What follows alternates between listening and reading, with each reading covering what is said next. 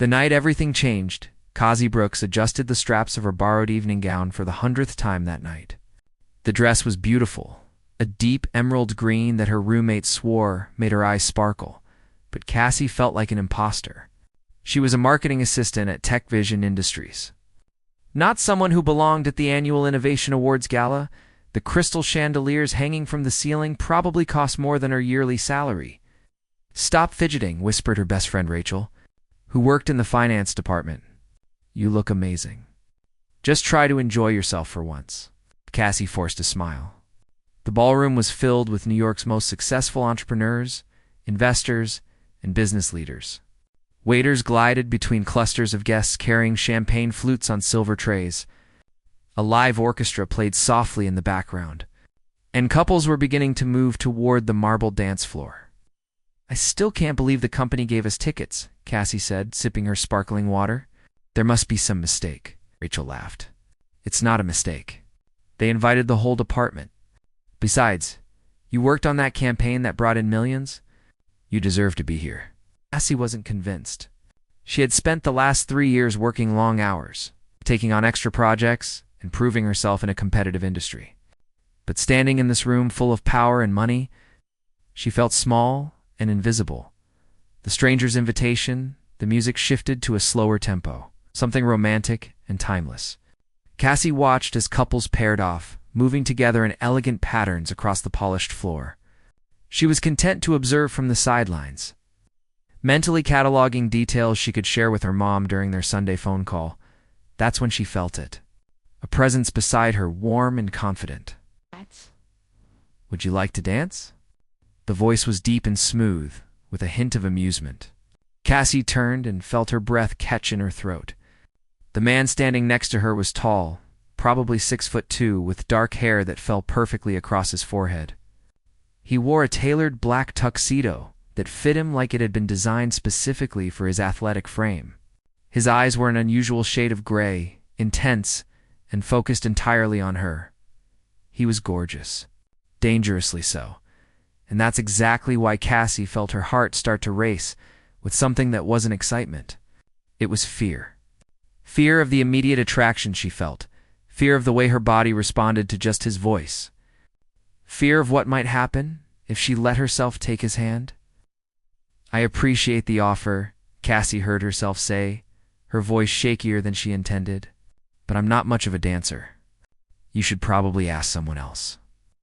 The stranger tilted his head slightly, studying her with those penetrating gray eyes. A small smile played at the corner of his mouth. "Are you sure?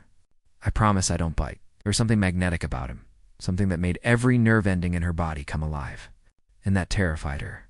Cassie had built her career on being focused, professional, and in control. This man, with his confident smile and expensive cologne, represented everything she couldn't afford to want. "I'm sure," she said, taking a small step backward. "Thank you, though." She turned and walked away quickly, her heart pounding so hard she was certain everyone could hear it. She didn't look back, even though she could feel his gaze following her across the room, the whispers. Cassie found sanctuary near the dessert table, pretending to be very interested in the chocolate fountain. Rachel appeared moments later, her eyes wide with shock. "Please tell me you did not just turn down Jonathan Reed." The name hit Cassie like a physical blow. "What?" "Jonathan Reed," Rachel repeated, grabbing Cassie's arm. "The CEO? Our CEO? The man who literally signs our paychecks." "Cassie, he's been featured in Forbes 3 times this year.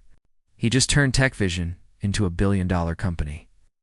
Cassie felt the blood drain from her face. She had seen Jonathan Reed's name on countless company emails and memos. She had sat through quarterly meetings where his face appeared on video screens, addressing employees from various locations. But she had never seen him in person. The company headquarters was massive, with over 2,000 employees. She worked on the 15th floor in a shared cubicle. He worked on the top floor in what she imagined was a corner office with floor-to-ceiling windows. "That was him?" Cassie whispered, feeling sick. "Yes, that was him.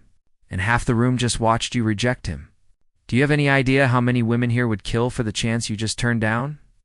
Cassie risked a glance back toward where she'd left him. Jonathan Reed was now surrounded by a group of executives, all vying for his attention. As if sensing her gaze, he looked up, and their eyes met across the crowded ballroom. He raised his champagne glass slightly in her direction. That enigmatic smile still on his face, she quickly looked away, her cheeks burning. The aftermath the rest of the evening passed in a blur. Cassie couldn't concentrate on conversations or enjoy the 5-course dinner. She kept replaying that moment in her head, analyzing every word she'd said, every gesture she'd made. What must he think of her? That she was rude? Arrogant? Did he even care? More importantly, why did she care so much? She had turned down plenty of men before. Dating wasn't a priority when she was trying to build her career. But something about Jonathan Reed lingered in her mind like a song she couldn't forget. The way he'd looked at her as if she was the only person in the room worth noticing. The genuine disappointment in his eyes when she'd refused. The respect he'd shown by not pushing when she said no. "You okay?" Rachel asked as they waited for their coats at the end of the night. "I just rejected the most powerful man in the company," Cassie said quietly. "How okay could I possibly be?"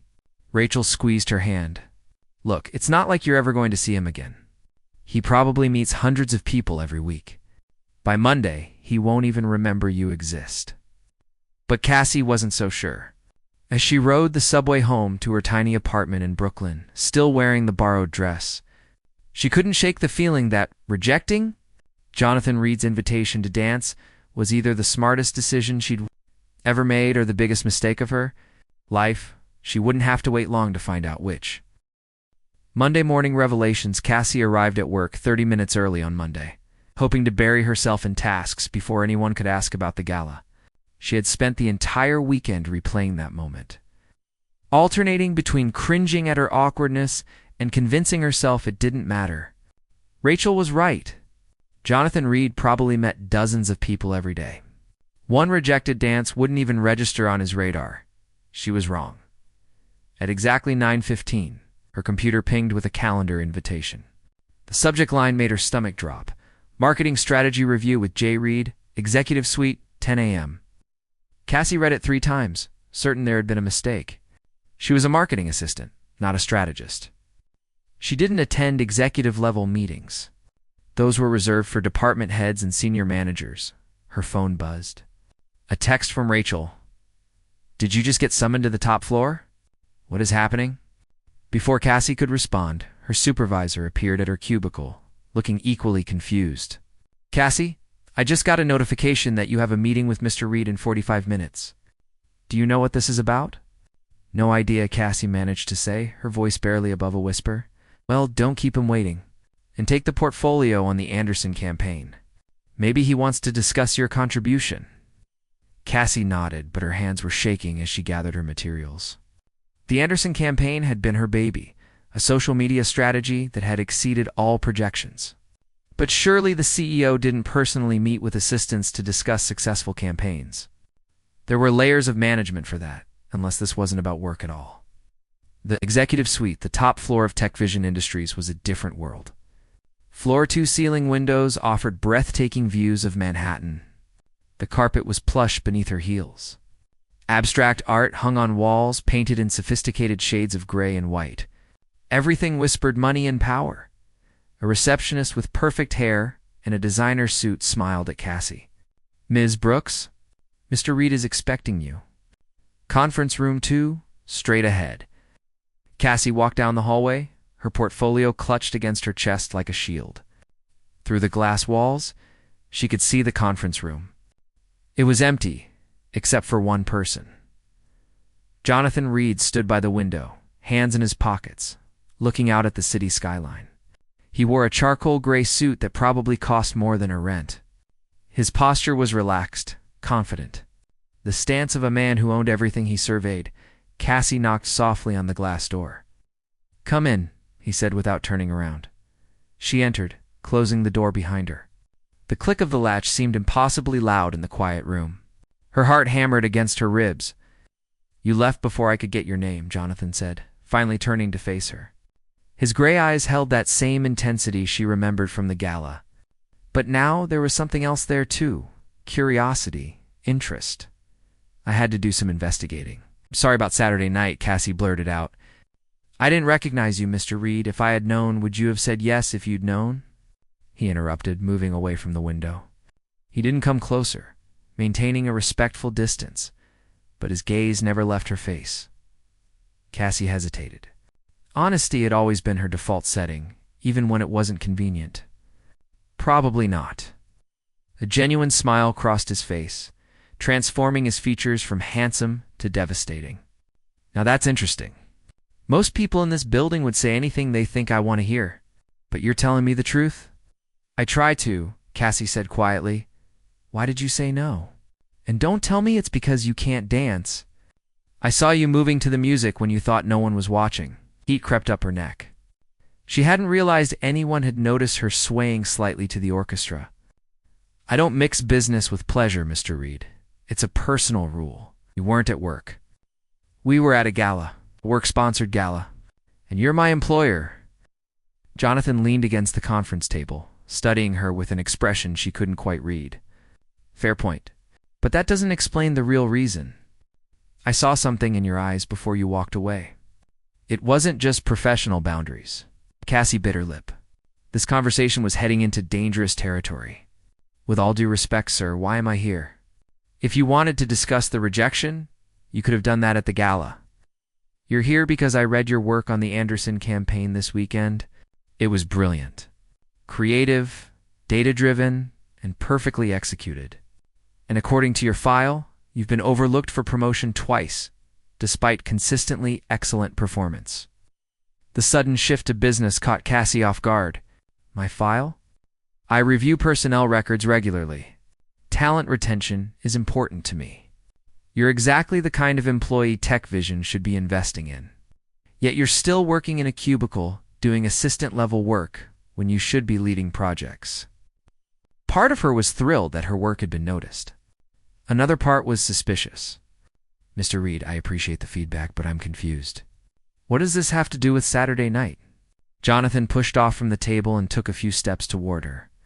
Not close enough to invade her space, but close enough that she could see the flecks of blue in his gray eyes. Absolutely nothing. And everything. I noticed you at the gala before I asked you to dance, Cassie. Not because you were the most glamorous woman there, but because you looked like you were analyzing everything. The way people interacted, the flow of the room, the subtle power dynamics. You weren't there to be seen. You were there to observe and learn. That's rare. So this meeting is about work? Cassie asked, trying to keep her voice steady. This meeting is about offering you a promotion. Senior marketing strategist? Your own office. A 40% salary increase.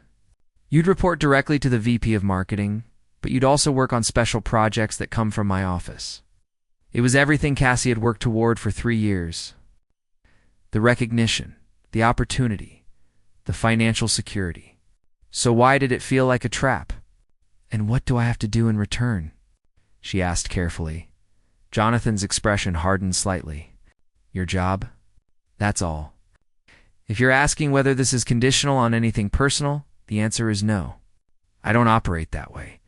You've earned this position based on merit. The promotion was approved by HR and your department head this morning. They agreed you were overdue for advancement.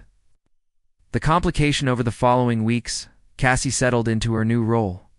She had an office with a window, a team of 2 junior associates, and projects that actually challenged her skills. She tried to convince herself that Jonathan Reed's interest in her career was purely professional, but there were signs that suggested otherwise. The way his gaze would find her during company-wide meetings.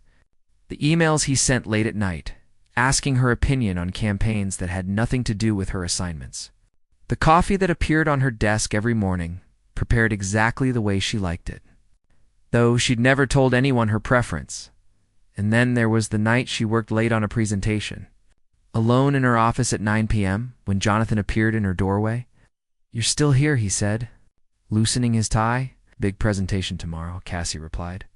Not looking up from her laptop. You need to eat. It wasn't a question. He held up a bag from an upscale Italian restaurant nearby. I ordered too much food. Help me finish it. They ate in her office, sitting on opposite sides of her desk, discussing everything except work. He told her about growing up in Boston, his father's expectations, the pressure of running a company at 34. She shared stories about her childhood in Ohio, her mother's battle with cancer, her determination to prove she belonged in New York. "You still haven't told me the real reason you said no," Jonathan said suddenly. Setting down his fork, Cassie met his eyes. The office lights were dim, creating an intimacy that made her heart race. "Because I felt something when you asked me to dance. Something that scared me. And now?" he asked quietly. "Now it terrifies me even more." He stood up, walked around the desk, and extended his hand. Music drifted up from somewhere outside, a street musician playing saxophone on the corner below. "One dance, Cassie?" No gala, no audience. Just us. This time she took his hand. The line crossed the moment his arms went around her. Cassie knew she'd made a choice she couldn't take back. They moved slowly in the small space of her office, her head resting against his chest, his hand warm on her back. "This is a mistake," she whispered. "Probably," he agreed. "But some mistakes are worth making." He tilted her chin up, and when their lips met, the kiss was gentle at first, testing, asking permission. Then it deepened, becoming urgent and hungry. 3 weeks of tension and denial pouring into that single moment. They broke apart, both breathing hard. "I should go," Jonathan said. But he didn't move. "You should," Cassie agreed. But she didn't let go. They didn't leave her office until after midnight. And when Cassie finally went home, she knew her life had changed irrevocably. She had crossed a line she'd sworn never to cross, with the one man she absolutely shouldn't want. The next morning, there were flowers on her desk. No card, but she knew who they were from. She also knew this couldn't continue. Office romances were complicated enough. A relationship with the CEO was career suicide. But when Jonathan called her later that day, asking her to dinner, she said yes. And the day after that, when he kissed her in the private elevator, she kissed him back. And the week after that, when she found herself falling in love with a man whose world operated on a level she barely understood, she didn't fight it. She should have. The discovery it was Rachel who first noticed the change in Cassie, the way she smiled at her phone, the expensive coffee that appeared daily, the late nights that had nothing to do with work deadlines. "You're seeing someone," Rachel said over lunch one day. Cassie tried to deny it, but Rachel knew her too well. "It's him, isn't it?" Jonathan Reed. The silence was confirmation enough. "Cassie, this is dangerous.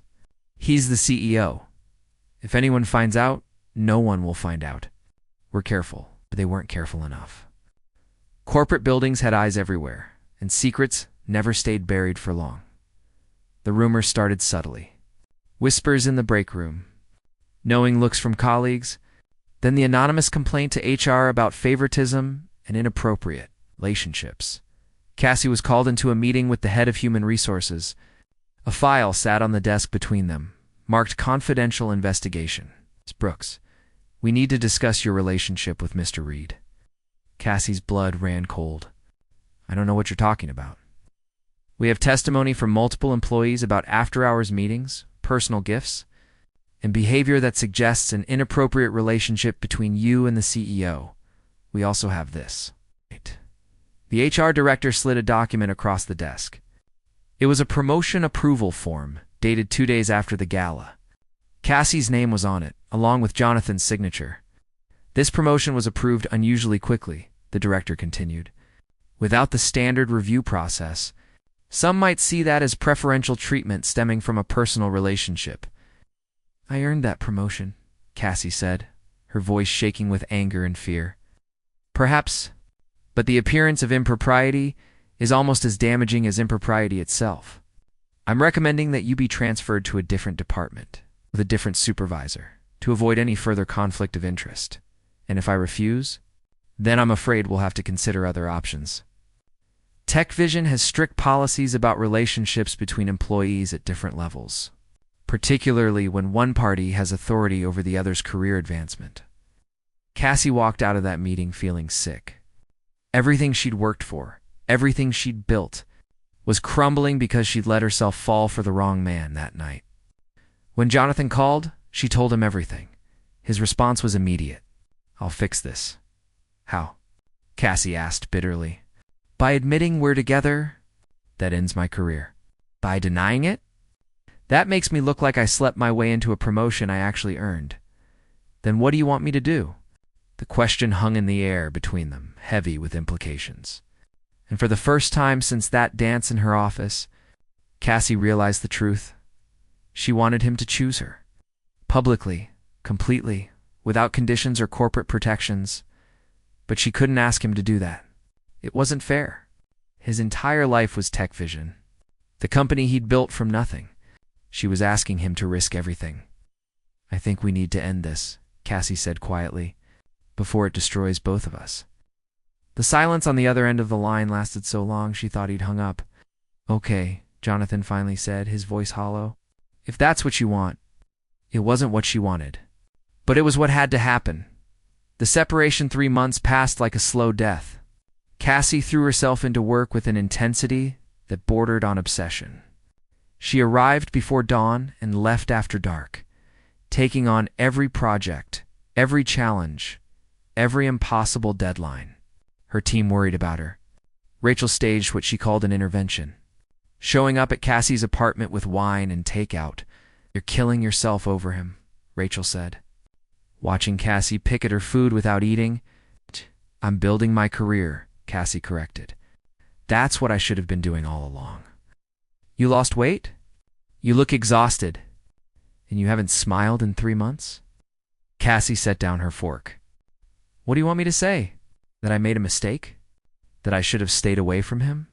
I already know that, Rachel. I live with it every single day." The transfer had gone through. Cassie now worked in the digital innovation department on the 12th floor. She had a different supervisor, different projects, different everything. She'd proven that her success had nothing to do with Jonathan Reed's influence.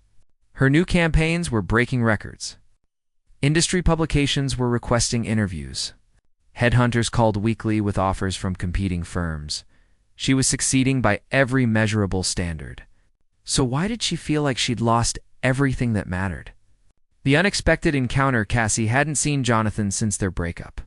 Tech Vision was large enough that avoiding someone was possible if you tried hard enough. She took the stairs instead of elevators. She attended meetings via video conference. She learned his schedule and made sure hers never overlapped. But the universe had other plans. The company's annual investor conference required attendance from all senior staff. Cassie stood in the grand ballroom, where this entire mess had started exactly 1 year ago, wearing a different borrowed dress. Feeling like she'd traveled through time, only to end up in the same nightmare, Jonathan was across the room. Surrounded by investors and board members, he looked thinner than she remembered, the lines around his eyes deeper. When their gazes met accidentally, the pain in his expression was so raw that Cassie had to look away. She escaped to the balcony, needing air, needing space, needing anything but the suffocating weight of regret and loss. Running away again? Cassie spun around. Jonathan stood in the doorway, his hands in his pockets, looking at her with an expression that was equal parts longing and frustration. "I'm not running," she said. "I just needed fresh air. You've been avoiding me for 3 months. That was the point of the transfer." Jonathan stepped onto the balcony, letting the door close behind them. The sounds of the party faded, leaving only the distant hum of city traffic below. "I hate this, Cassie. I hate not being able to talk to you. I hate seeing you in the hallway and pretending we're strangers. I hate that I ruined everything because I couldn't stay away from you." "You didn't ruin anything," Cassie said softly. "We both made choices. We both knew the risks, did we?" Jonathan moved closer, and Cassie's heart rate accelerated despite herself. "Because I don't think I understood what I was risking until it was gone. I thought losing the company would be the worst thing that could happen to me. But losing you was so much worse." Cassie felt tears prick her eyes. "Jonathan, don't. Please. Why not? What do we have to lose now? We already lost each other. You have your company, your reputation, everything you built, and it means nothing without you." The words hung between them, beautiful and terrible and impossible. Cassie wanted to close the distance, to feel his arms around her again. To pretend that love was enough to overcome corporate policies and professional boundaries and the harsh realities of power dynamics in the workplace. But it wasn't. Love had never been the problem. The world they lived in was the problem. "I should go back inside," Cassie whispered, moving toward the door. Jonathan caught her hand. "Wait, there's something you need to know. Something I should have told you months ago." The truth revealed they sat on the balcony's stone ledge, the night air cool against their skin. Jonathan stared at his hands as he spoke, unable to meet her eyes. That promotion I gave you," he began. "It wasn't because of the gala. It wasn't because I wanted to impress you or buy your attention. I had already flagged your file 3 months before we met. I'd been reviewing employee records, looking for overlooked talent. And your name kept appearing in successful campaigns without getting credit. I asked your supervisor about you, and he said you were competent, but not ready for advancement." Cassie's breath caught. "What?" I knew he was wrong. "So I requested samples of your work, everything you'd done for the past 2 years, and I was blown away, Cassie. You weren't just good, you were exceptional. The Anderson campaign that everyone praised. Your supervisor presented it as his own strategy. You did all the creative work, all the analysis, and he took credit. How did you know that?" "I read the original project files. Your signature was on every document, every revision, every brilliant idea. But when he presented to the executive team, your name wasn't mentioned once." Cassie felt something hot and angry unfurl in her chest. She'd suspected her supervisor was taking credit for her work, but she'd never had proof. She'd told herself it was part of paying dues, of climbing the corporate ladder. "I was planning to promote you anyway," Jonathan continued. "The paperwork was already in progress when I saw you at the gala. When you turned me down, I actually respected you more. You had no idea who I was, and you still had the confidence to say no. That's rare, Cassie. That's the kind of person I want leading teams in my company. So the promotion had nothing to do with us? Nothing. You earned it completely on your own merit. But when HR started investigating our relationship, everyone assumed the worst, including you." Cassie's mind was reeling. All this time, she'd questioned whether her success was legitimate. She'd wondered if Jonathan's feelings for her had clouded his professional judgment. She'd doubted herself, her abilities, her worth. "Why didn't you tell me this before?" she asked. "Because I was angry? When you said we needed to end things, I felt like you were choosing your career over me. I know that sounds selfish, but I'd never had anyone look at me the way you did. Not as the CEO or the success story or the billionaire, just as Jonathan. And when you walked away, it felt like you were saying I wasn't worth the risk." Cassie turned to face him fully. "That's not why I ended it. I ended it because I couldn't stand the idea that people thought I'd slept my way into success. Because every accomplishment would be questioned. Because I'd spent my entire life proving I belonged. And suddenly everyone thought I was just another woman using her body to get ahead. I know that now," Jonathan said quietly, "and I'm sorry. I should have been more careful. I should have protected you better. You can't protect me from the world, Jonathan. That's not how this works. Maybe not. But I can protect you from my own mistakes." The grand gesture. 2 weeks later, an email went out to the entire company. The subject line read, "Leadership changes at Tech Vision Industries." Cassie was in a client meeting when her phone started buzzing incessantly. She ignored it until the meeting ended, then checked her messages. 73 texts from colleagues. 42 from Rachel alone. She opened the company email with trembling hands. "Effective immediately, I am stepping down as CEO of Tech Vision Industries. After 8 years of leading this company, I've decided it's time for new leadership and new perspectives. The board of directors has appointed Jennifer Walsh as interim CEO while they conduct a search for my permanent replacement.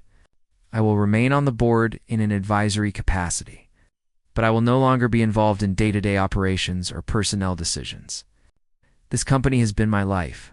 I've recently realized that building a company means nothing if you lose yourself in the process. Thank you for an incredible journey. Jonathan Reed."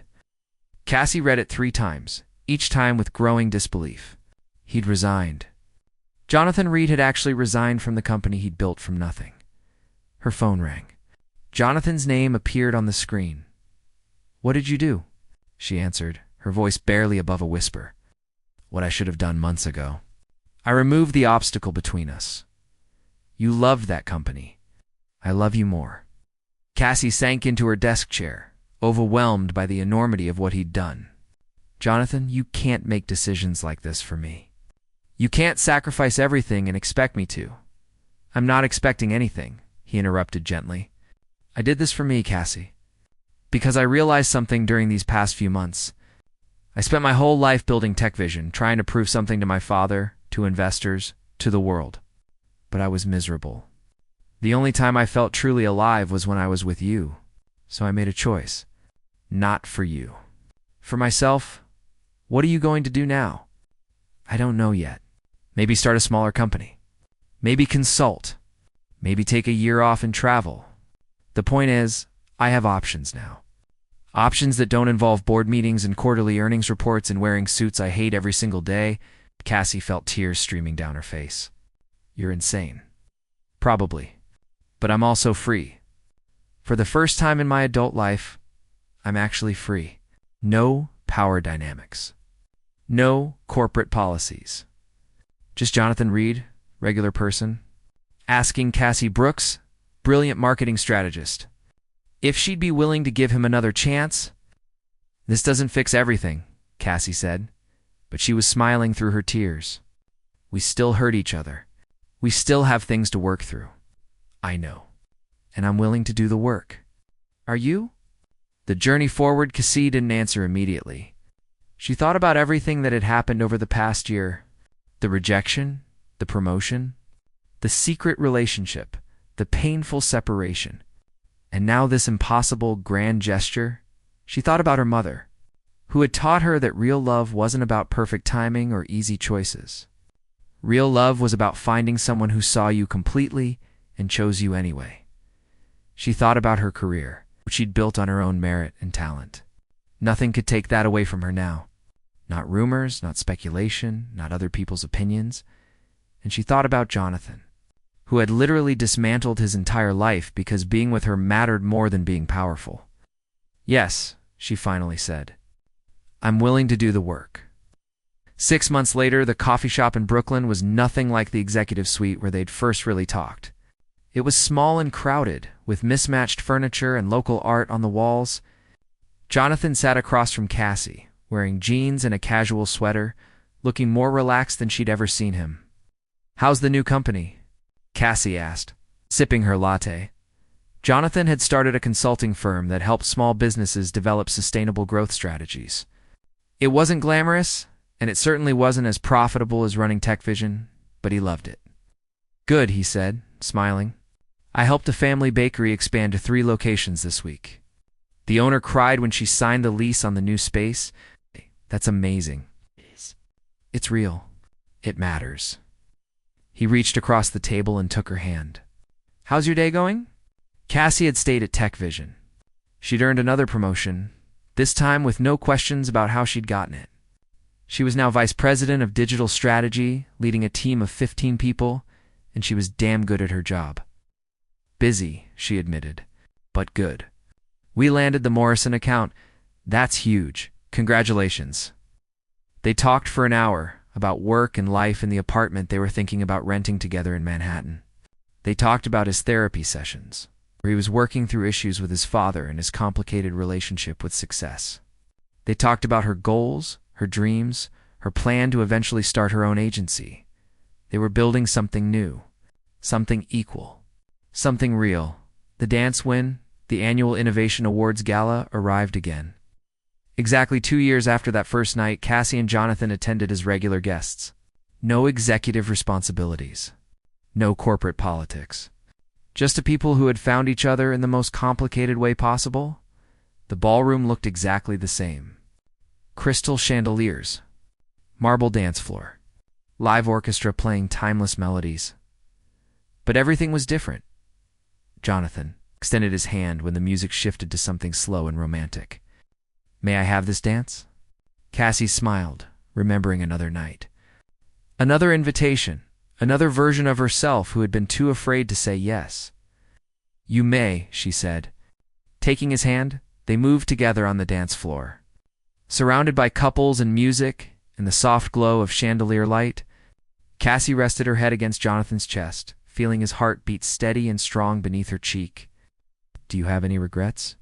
He asked quietly. Cassie thought about the question.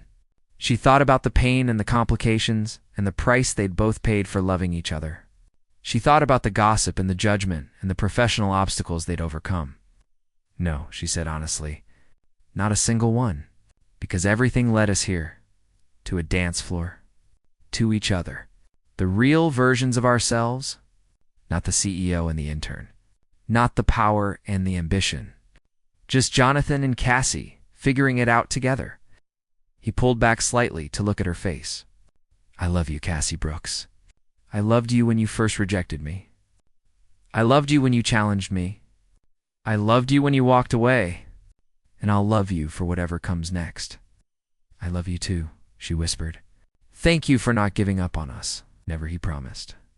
And as they danced beneath the chandeliers, surrounded by the life they'd once been part of, but no longer needed to define them, Cassie realized something profound.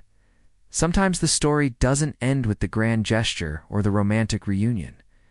Sometimes the real story is what comes after.